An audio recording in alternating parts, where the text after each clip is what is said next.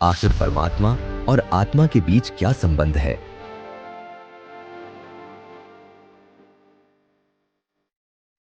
सृष्टि का संपूर्ण रहस्य क्या है? किस विधि से कर्म बंधन का चक्र पूर्ण रूप से समाप्त हो सकता है? मायाजाल और पूर्ण मोक्ष का गूढ़ रहस्य क्या है? सदियों से मानव समाज में गूंज रहे ऐसे अनेकों उलझे हुए जटिल सवाल है जिनका स्पष्ट सही उत्तर खोजने में बड़े बड़े विद्वान, ऋषि, महर्षि, सुर, नर, मुनिजन, सिद्ध, त्रिदेव आदि सभी सदैव असफल रहे। लेकिन अध्यात्म के उलझे हुए इन गूढ़ रहस्य के बीच एक ऐसी रहस्यमय परम शक्ति है जो युगों युगों से मानवता का मार्गदर्शन करती आई है, जो अपने दिव्य ज्ञान के आधार पर जटिल से जटिल अनसुलझे गूढ़ प्रश्नों के उत्तर बड़ी ही सहजता से देते हैं। आज से लगभग 600 वर्ष पूर्व पृथ्वी पर पवित्र काशी नगरी में प्रकट हुए कबीर साहिब जी सिर्फ एक कवि ही नहीं बल्कि अविनाशी परमात्मा है, जो करुणावश जीवों को काल के कष्ट से बचाने के लिए संपूर्ण मानव समाज के कल्याण के लिए इस धरती पर अवतरित हुए। इस पृथ्वी पर निवास करने वाले सभी प्राणी उसी एक पूर्ण ब्रह्म परमात्मा के बच्चे हैं। सभी जीव स्वेच्छा से दुर्बुद्धिवश काल ब्रह्म पर आसक्त होकर उस परमपिता को छोड़कर इस काल लोक में आए थे और उसी महान गलती के कारण आज भी इस काल लोक में जन्म जन्मांतर से अज्ञान अंधेरे में भटककर घोर कष्ट पर कष्ट उठा रहे हैं। अपने बच्चों को काल द्वारा प्रताड़ित किए जाने पर ऐसी अपार पीड़ा सहन करते हुए देख उस परमपिता की करुणा उमड़ पड़ी। अपने निज घर सतलोक ले जाने स्वयं सह शरीर अपने सतलोक से आए।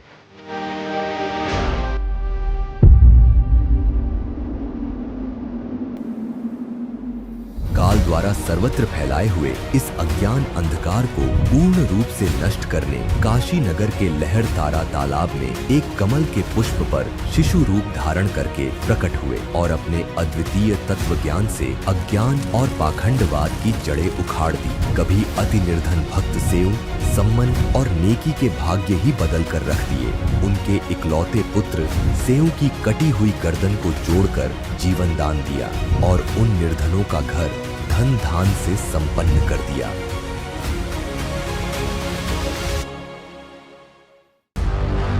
गरीब पानी से पैदा नहीं, स्वासा नहीं शरीर, अन्न आहार करता नहीं, ताका नाम कबीर। दर्शकों, आज इस वीडियो के माध्यम से आपको यह स्पष्ट हो जाएगा कि कबीर जी कौन थे। परंतु वीडियो की शुरुआत करने से पहले हम आपको एक डिस्क्लेमर देना चाहेंगे। इस वीडियो में जो भी आपको कबीर जी के विषय में बताया जाएगा वह हमारे पवित्र धर्म ग्रंथों जैसे पवित्र हिंदू धर्म के सदग्रंथ गीता जी, वेद और पुराण और मुस्लिम धर्म के पवित्र ग्रंथ कुरान शरीफ से प्रमाणित होगा। तो आइए, जो फाइल वर्षों से बंद पड़ी थी उसे खोलते हैं और कबीर जी के जीवन और उनकी लीलाओं को अनुभव करते हैं।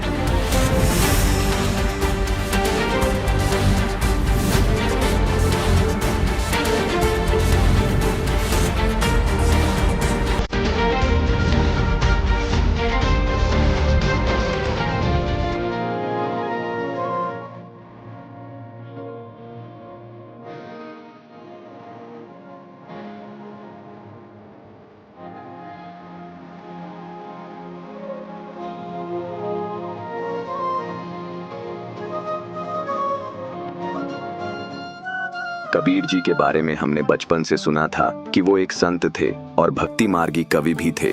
कबीर साहिब जी का नाम सुनते ही लोगों के मन में उनके दोहे, साखियां और भजन गूंजने लगते हैं। कोई उनको संत, कवि, सूफी, फकीर, मसीहा या गरीब निर्धन जुलाहा ही जान पाया। लेकिन जिन संतों के साथ उनके संपर्क हुए उन्होंने कबीर जी को परमेश्वर, सृष्टि का रचनहार, सत्य पुरुष, अविनाशी परमात्मा, अल्लाह, खुदा आदि नामों संबोधित किया है। दर्शकों, यदि और गहराई से उनकी सच्चाई को जाने तो निष्कर्ष यही पाया जाता है कि कबीर दास ही पूर्ण ब्रह्म है, अविनाशी परमात्मा है। वो परमात्मा जो ना तो माता के गर्भ से जन्म लेते हैं ना ही वो मरते हैं, सशरीर प्रकट होते हैं और सशरीर अपने निज धाम सतलोक चले जाते हैं। उनका यहाँ आने का मुख्य उद्देश्य होता है काल के इस जाल में फंसी हुई आत्माओं को मोक्ष का वास्तविक रास्ता दिखाना, सभी प्रकार की बाहरी पूजा पद्धतियों, आडंबरों और पाखंडों को नकार कर सच्चे ज्ञान का प्रचार करना, वेदों और अन्य धार्मिक ग्रंथों में छुपे सत्य को पुनः प्रकट करना। गरीब चारों युग में संत पुकारें, कूक कहा हम हेल रे, हीरे मोती माणिक बरसे, ये जग चुगता ढेल रे। क्या यह अनदेखी केवल अज्ञानता थी या किसी षड्यंत्र का परिणाम? क्या यह काल का जाल नहीं था जिसने सच्चाई को छुपा दिया? हम आपको कबीर जी की लीलाओं के माध्यम से दिखाएंगे कि उन्होंने क्या क्या अद्भुत चमत्कार किए और कैसे वह सिर्फ एक साधारण संत तक सीमित नहीं थे।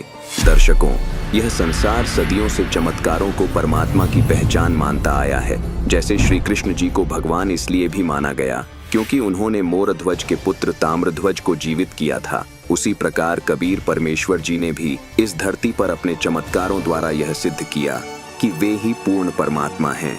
एक ऐसा ही अद्वितीय चमत्कार कबीर परमेश्वर जी ने सेऊ, सम्मन और नेकी नामक परिवार पर किया, जो हम आपको इस वीडियो के माध्यम से दिखाते हैं।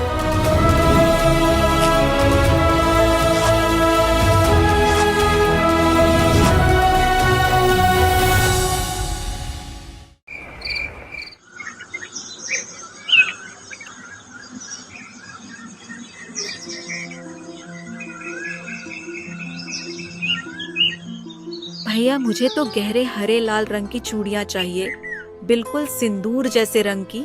बहन, मुझे ये पीले रंग की चूड़ियाँ पहना दो। देखो तो ये हरी चूड़ियाँ कितनी सुंदर हैं। ऐसा लग रहा है जैसे मेरी कलाई नई नवेली सुहागन की कलाई हो। कल मेरे घर सत्यनारायण की कथा है।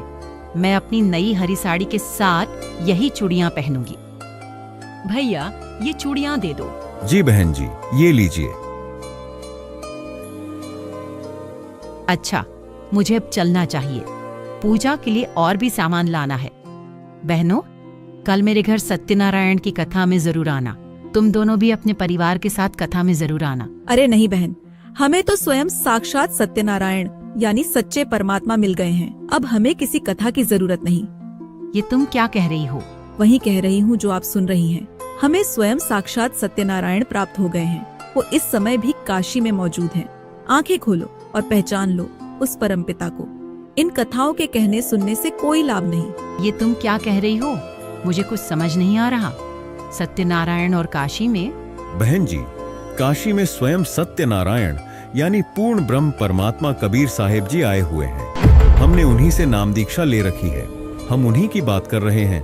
वो काशी के लहरतारा तालाब पर सह शरीर प्रकट हुए वास्तविक सत्यनारायण हैं। अच्छा, वो काशी वाला ढानक नीरू का पुत्र जुलाहा कबीर? जी हाँ, वही कबीर। वो खुद पूर्ण परमात्मा हैं, खुद को छुपाए हुए हैं और जुलाहा रूप में तो सिर्फ लीला कर रहे हैं। अरे जाओ जाओ, किसी और को मूर्ख बनाओ। तुम्हारा दिमाग खराब हो गया है?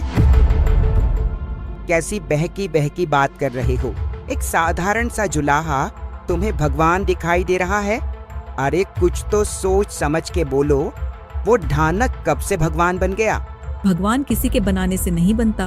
भगवान तो भगवान ही होता है। और जिससे आप साधारण जुलाहा समझ रही हैं, वो ढानक असंख्य ब्रह्मांडों को बुनने वाला पूर्ण ब्रह्म कबीर है। हम सबको तत्व ज्ञान समझाकर पूर्ण मोक्ष प्राप्त कराने के लिए पृथ्वी पर आकर जुलाहे के रूप में लीला कर रहे हैं। कुछ भी कहो बहन, कोई कपड़ा बुनने से भगवान नहीं बन जाता। भगवान तो सर्वशक्तिमान होता है, सब कुछ कर सकता है। और वो जुलाहा भला क्या कर सकता है? वो तो स्वयं भगवान है, सब कुछ कर सकते हैं। बहन, हमारे गुरुजी भगवान कबीर साहिब जी सर्वशक्तिमान हैं। और अपने ज्ञान नेत्र खोल के देखो तो उनकी समर्थता के अनेकों प्रमाण प्रत्यक्ष सामने दिखाई देंगे। ये तो सभी जानते हैं कि दिल्ली के बादशाह सिकंदर लोधी का जलन का रोग कहीं भी किसी से भी ठीक नहीं हो रहा था। वो हमारे गुरुजी ने आशीर्वाद मात्र से ठीक कर दिया था। हमारे गुरुजी इतने समर्थ हैं कि जब सिकंदर लोधी ने उनकी परीक्षा लेने के लिए गर्भवती गौ बीज से 2 भागों में काट दी थी, तब हजारों लोगों के सामने गुरुजी ने वह गौ भी उसके बछड़े सहित जीवित कर दी और गौ ने दूध की बाल्टी भर दी थी। और जब सिकंदर लोधी ने स्वामी रामानंद जी का कत्ल कर दिया था, तब उन्हें भी गुरुजी ने जीवित कर दिया। एक कमाल नाम के मृत लड़के को जीवनदान देकर अपने साथ रखा।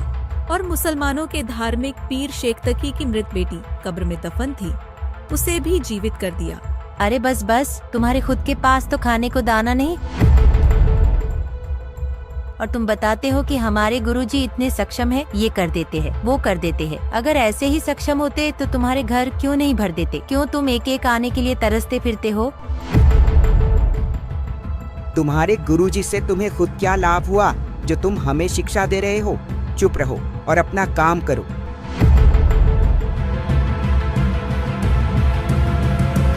तुम्हारे खुद के पास तो खाने को दाना नहीं। तुम्हारे गुरुजी से तुम्हें खुद क्या लाभ हुआ?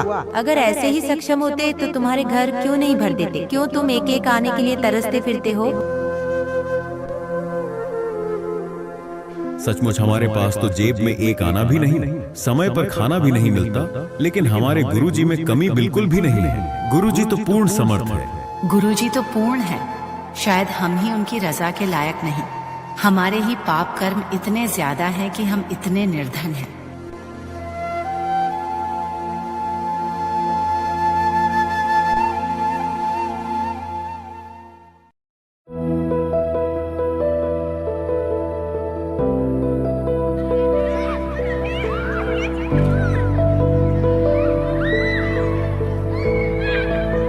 जानते हो, दिल्ली के बादशाह सिकंदर लोधी भी हमारे गुरुजी के शिष्य बन गए हैं। बड़े बड़े राजा, काशी के नरेश, वीर देव सिंह बघेल, मगहर के नवाब बिजली खान पठान, सभी गुरुजी के आगे सिर झुकाते हैं। हमारे गुरुजी वो तो पूर्ण परमात्मा है। उन्होंने ऐसे ऐसे सुख दिए हैं कि क्या कहा? इतने बड़े राजा भी तुम्हारे गुरुजी के शिष्य हैं?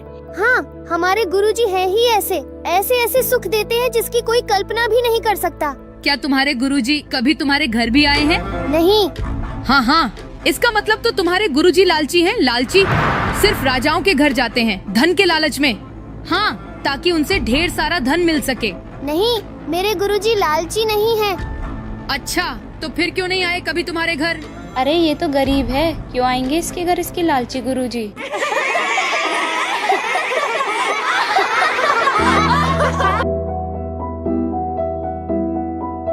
क्या तुम्हारे गुरुजी कभी तुम्हारे घर भी आए हैं? तुम्हारे गुरुजी लालची हैं। लालची सिर्फ राजाओं के घर जाते हैं, धन के लालच में। अरे ये तो गरीब है, क्यों आएंगे इसके घर इसके लालची गुरुजी?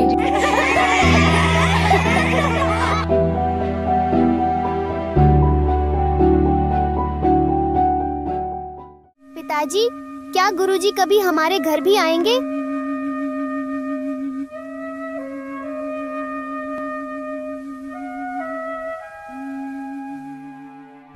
बेटा, गुरुजी तो हमारे घर में ही है।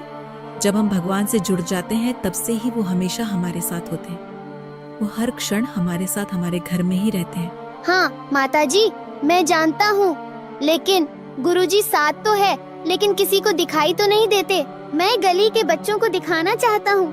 गली के बच्चे कहते हैं कि तुम्हारे गुरुजी लालची है, सिर्फ राजाओं के घर जाते हैं और तुम्हारे घर कभी नहीं आते क्योंकि तुम गरीब हो। अगर गुरुजी एक बार हमारे घर आ जाएं, तो वो बच्चे जो कहते हैं ना कि तुम्हारे गुरुजी लालची हैं, उनका मुंह बंद हो जाएगा। फिर मैं उन्हें दिखा दूंगा कि देखो, हमारे गुरुजी लालची नहीं हैं।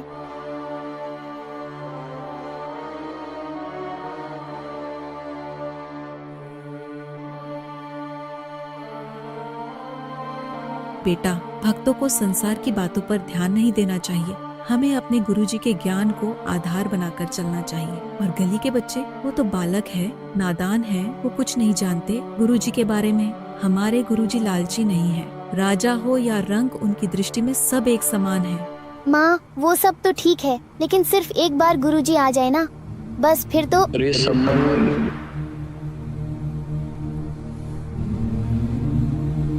ये तो गुरुजी की आवाज है। गुरुजी? अरे गुरुजी यहाँ कहाँ आएंगे? इतनी दूर? उनके पास समय कहाँ होगा? लाखों शिष्य हैं उनके, कहाँ कहाँ जाएंगे? हम गुरुजी का ही जिक्र कर रहे हैं ना, इसीलिए वहम हो गया। अरे संबंध है घर पे।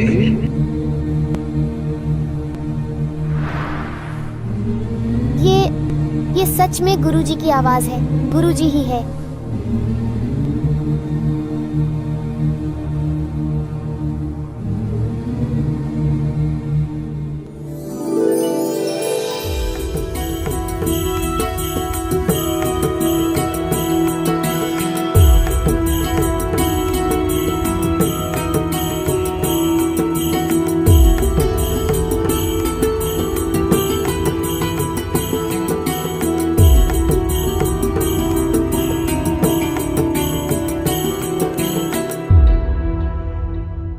गुरुजी को ऐसे ही खड़ा रखोगे या अंदर भी बुलाओगे?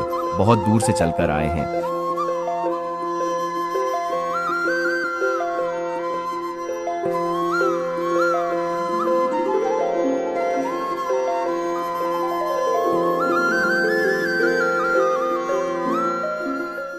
भगवान, भोजन की बताइए, अभी खाएंगे या थोड़ी देर में?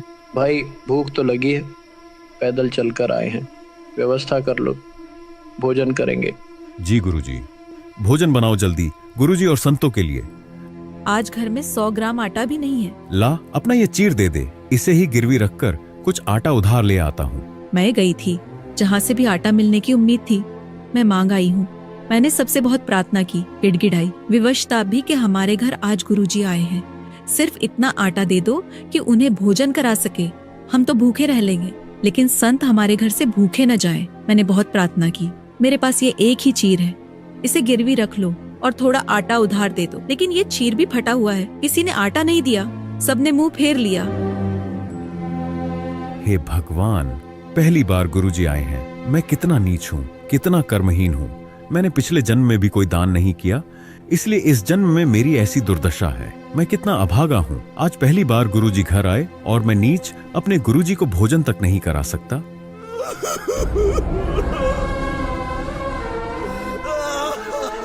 रो मत, कहीं गुरुजी और संत सुन न ले। वो क्या सोचेंगे कि हमारे आने से तंग आकर रो रहा है। हिम्मत से काम लो और कोई उपाय सोचो। आज का ये दुख सम्मन के लिए सबसे बड़ा दुख था। अपने हालातों और विवशता के आगे आज सम्मन अंदर से टूट गया था, क्योंकि गुरुजी जो उसके जीवन में सबसे ज्यादा पूज्य और प्रिय भगवान है, आज वो ही घर आए और उनको भोजन तक कराने के लिए सम्मन के पास कुछ भी नहीं।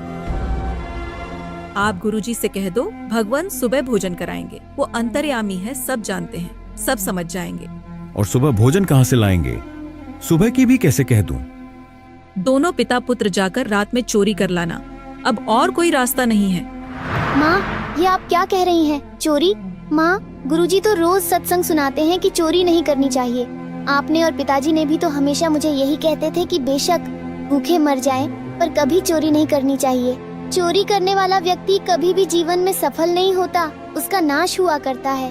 वो तो महाअपराधी व्यक्ति होता है जो चोरी करता है, और आज मैं आपके मुंह से सुन रहा हूँ कि चोरी कर ले। माँ, इससे तो हम भूखे मर जाएं, वो ज्यादा अच्छा है। हम गुरुजी को भोजन कराने में असमर्थ हैं, तो गुरुजी के आगे हाथ जोड़ लेंगे। बेटा, बात सुन। पुत्र, तेरी बात बिल्कुल सही है। चोरी करने वाले का नाश तो होता ही होता है, विनाश होता है। लेकिन बेटा, हमने इस नगरी में कुछ समय व्यतीत किया है और यहाँ का अन्न पानी भी खाया है, इसलिए इस नगरी का एहसान है हम पर। ये नगरी वाले आज जानबूझकर मदद नहीं कर रहे। 2 से 3 किलो आटा देना कोई दूभर नहीं होता, और ये सभी तो इतने बड़े और धनी सेठ है, बहुत पैसे वाले हैं। लेकिन आज ये हमें जानबूझकर हमसे मुंह फेर रहे हैं। हमने इनके आगे गुरुजी की बहुत महिमा गाई थी, इसलिए आज गुरुजी से छिड़कर ये ऐसा कह रहे हैं। तुम तो रोज डींग मारा करते थे, बड़ाई करते थे कि हमारे गुरुजी ये कर देते हैं, हमारे गुरुजी वो कर देते हैं।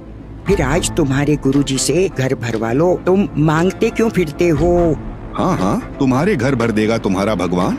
इस कारण से भी वह हमें कुछ भी सहयोग देने को तैयार नहीं है। बेटा, यदि परमात्मा यहाँ से निराहार चले गए तो इस नगरी में आग लग जाएगी। अब तू सोच ले, नगरी बचानी है या नहीं। ठीक है माँ, आप जैसा कहोगी हम वही करेंगे। बेटा, सिर्फ 3 सेर आटा लाना, हम नहीं खाएंगे, सिर्फ गुरुजी और मेहमानों को खिला देंगे तो यह नगरी भी बसी रह जाएगी। इस नगरी के लोगों में तो अभिमान छा गया है धन का। ये इनके अंदर का अभिमान ही है जो इनका नाश कर देगा।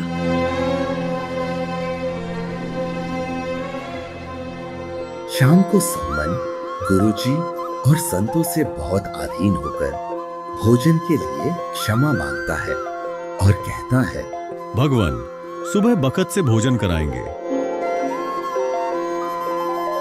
ठीक है बेटा, जल पीला दे 1-1 गिलास। जी गुरुजी।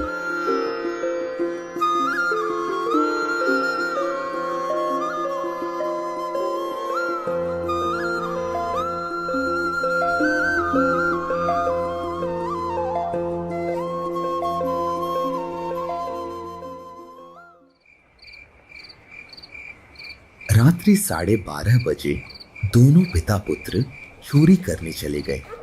जहां चोरी करने गए वो लाला जी का कच्ची ईंटों का मकान था। उसमें अंदर जाने के लिए दोनों ने सुराख कर लिया, ऐसा सुराख जिसमें अंदर घिसट कर प्रवेश किया जा सकता था। बेटा तू बाहर रहना, मैं अंदर जाता हूं और यदि लाला जी जाग गया तो मैं इस कपड़े में आटा बांधकर कपड़े को बाहर फेंक दूंगा, तू लेकर भाग जाना।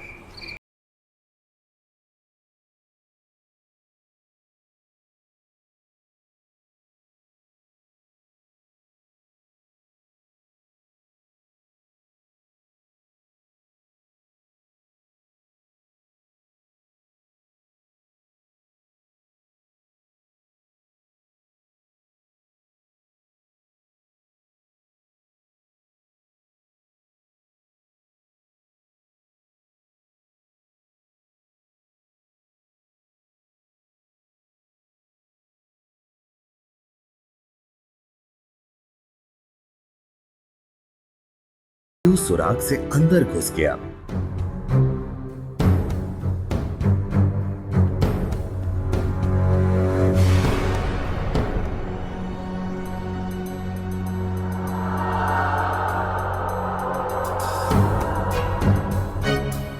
बेटा सिर्फ 3 सेर आटा लाना, 3 सेर से ज्यादा नहीं लाना। सेऊ ने जल्दी जल्दी लगभग 3 सेर आटा निकाला और अपने फटे पुराने कपड़े में बांधा और चलने लगा। तब एक तराजू की तकड़ी पर उसका पैर रखा गया और जोरदार आवाज हुई, जिससे लाला जी उठ गया।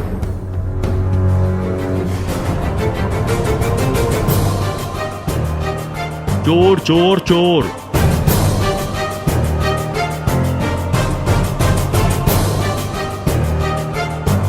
जैसे ही सेऊ बाहर निकलने की चेष्टा कर रहा था, तभी लाला जी ने उठकर चोर चोर करके उसका पैर पकड़कर वापस घसीट लिया।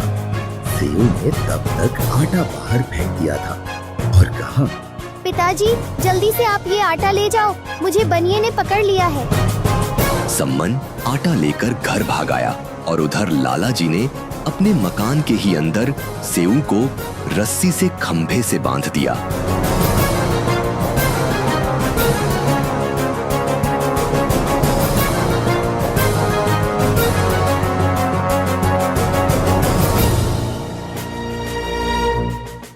कौन है तू? किसका पुत्र है? जी मैं सम्मन मनियार का पुत्र हूँ, मेरा नाम सेऊ है। अच्छा तो तुम हो, आज भांडा फूटा है तुम्हारा। दिन में तो तुम भगत बने फिरते हो, बड़ी बड़ी ज्ञान की बातें करते हो और रात में चोरी करते हो। कल सबको बताऊंगा और सबके सामने तुम्हारी असलियत बताऊंगा कि तुम कैसे भगत हो। लाला जी आप इतना गुस्सा क्यों हो रहे हैं? हमने सिर्फ 3 सेर आटा ही तो लिया है। हमारे घर हमारे गुरुजी आए थे, उनको भोजन कराना अनिवार्य था और हमारे घर पर आटा नहीं था, बस इतनी सी बात है। हम चोर नहीं हैं, बाद में हम आपका आटा जरूर वापस डाल जाते। अच्छा तुम्हारे गुरुजी आए हैं, ठीक है अब समझ गया मैं। वो चोरी कराने आते हैं, वो इसलिए आते हैं ताकि तुमसे चोरी करा सकें। चोरी करते हो और बात बनाते हो बड़ी बड़ी। अब सेऊ ने सोचा कि ये बात तो और बिगड़ गई। अब ये राजा से कहकर गुरुजी को भी सजा दिलाएगा। सेऊ विवश था। उधर सम्मन घर पर आटा लेकर पहुंचा। सम्मन को अकेला देख नेकी ने पूछा, बेटा कहाँ है? वो तो बनिए ने पकड़ लिया। यह तो बात बिगड़ गई है। राजा अब लड़के की पहचान करवाएंगे और पहचान होते ही राजा के सैनिक हमारे घर अभी 1-2 घंटे में ही आ जाएंगे। फिर गुरुजी को पकड़ेंगे और कहेंगे कि यह कराता है चोरी। ये कभी चोरी नहीं करते थे, आज ये आया है तो इसने चोरी कराई है और सेठ गुरुजी को दंडित करवाएगा। नेकी ने अपने दिल पर पत्थर रखकर सम्मन से कहा, समय बहुत कम है, आप जाओ, किसी भी तरह बेटे को बहला फुसला कर उसका सिर काट लाओ।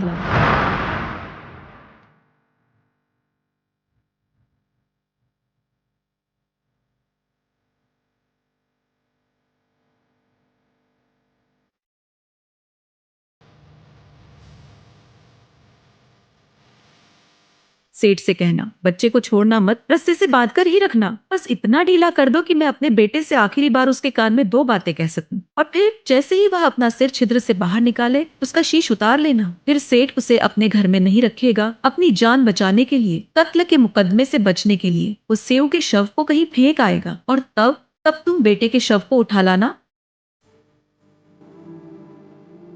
रेकी ने सम्मन के हाथ में एक बहुत बड़ा छुरा दिया और सम्मन उस छुरे को लेकर अपने बेटे का सर काटने चल पड़ा।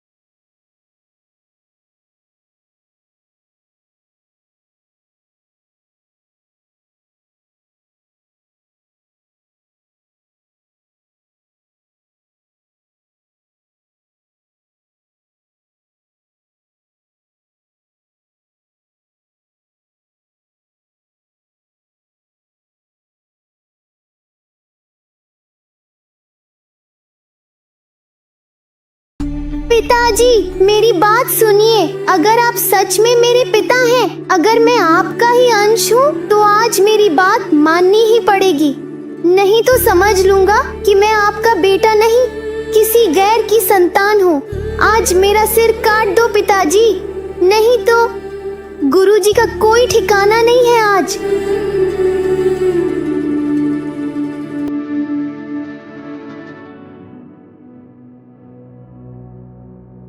सचमुच हमारे पास तो जेब में एक आना भी नहीं, समय पर खाना भी नहीं मिलता, लेकिन हमारे गुरुजी में कमी बिल्कुल भी नहीं। गुरुजी तो पूर्ण समर्थ है। गुरुजी तो पूर्ण है, शायद हम ही उनकी रजा के लायक नहीं।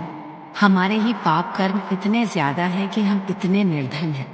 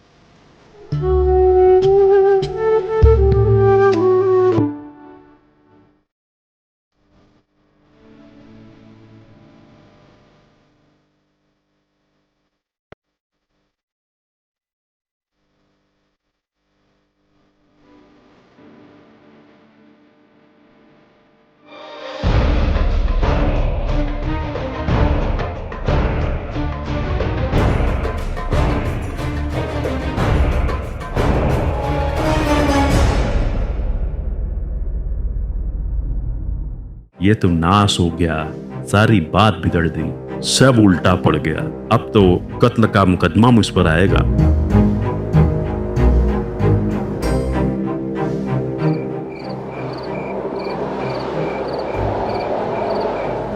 सबूत मिटाने के लिए सेठ ने झटपट उस लड़के के शव को घसीटा, रात के अंधेरे में सुनसान जंगल की ओर गया और उसे एक ईंट के पजावे पर खड्डे में फेंक दिया। फिर जल्दी से वापस आकर उस सुराख को रेत मिट्टी लगाकर मरम्मत करने लगा और ऐसा कर दिया जैसे वहां कोई कुछ हुआ ही नहीं था। अब नेकी ने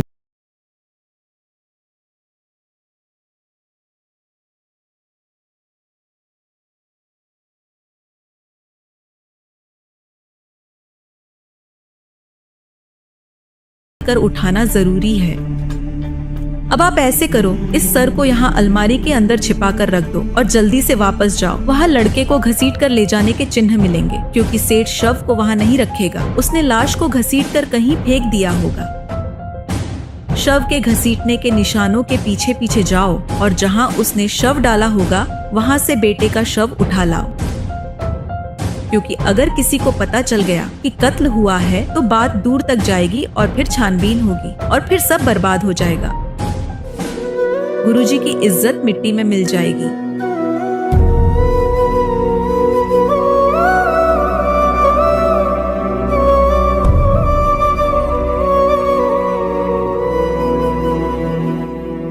अब सम्मन जब वापस गया तो जमीन पर खून की घसीट की लकीरें थीं। उन घसीट के निशानों के पीछे पीछे गया और खड्डे में से बच्चे के शव को उठा लाया।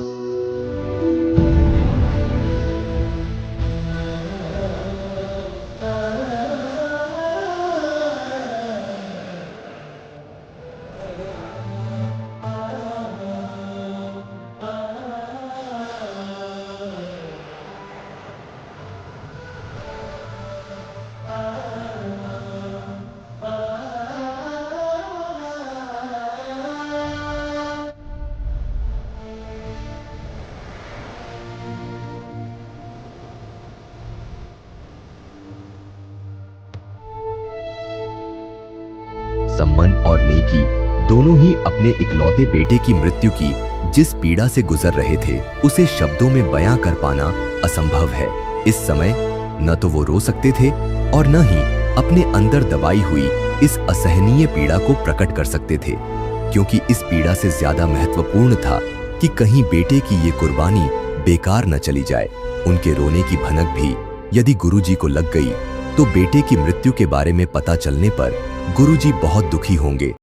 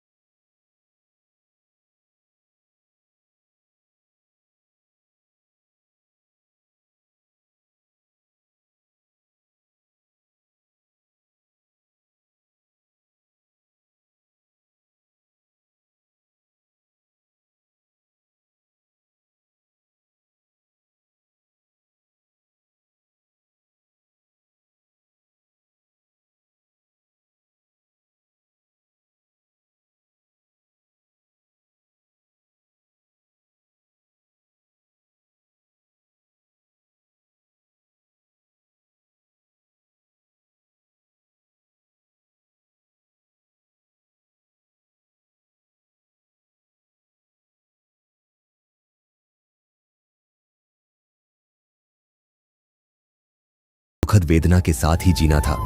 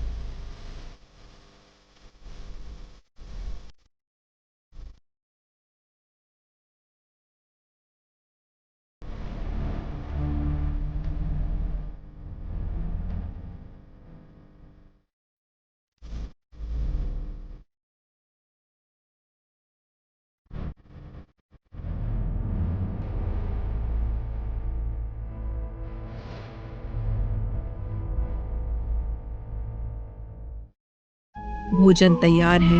गुरुजी को बुला लीजिए, जल्दी भोजन करा देंगे, फिर गुरुजी बखत से प्रस्थान कर जाएंगे।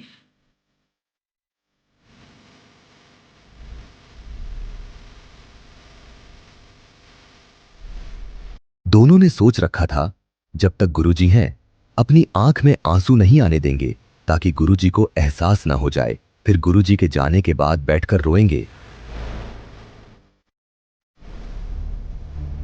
सम्मन कबीर साहिब जी को भोजन के लिए बुलाने गया। नेकी ने उन तीनों के लिए 3 पात्रों में यानी 3 दोनों में सारा भोजन डाल दिया जितना बना रखा था।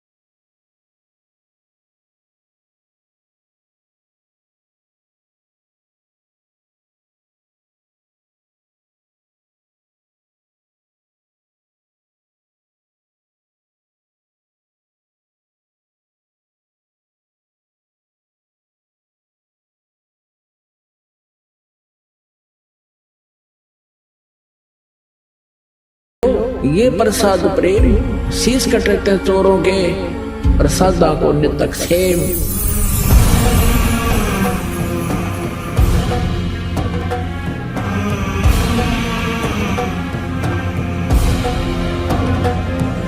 सेऊ धड़ पे शीश चढ़ा वो बैठा पंगत मां, और नई निशानी गर्दन कहियो वो सेऊ उठना।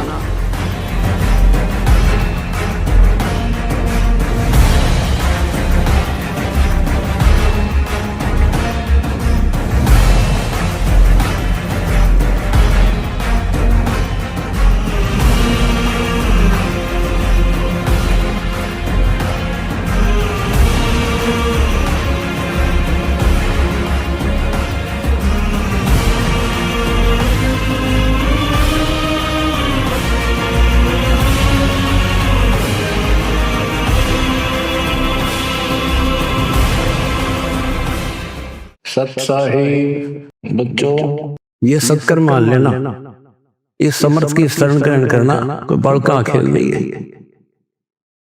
लखबर सूरा जूझ ही लखबर सावत दे, लखबर यदि जहान हो तब सतगुरु शरणा दे।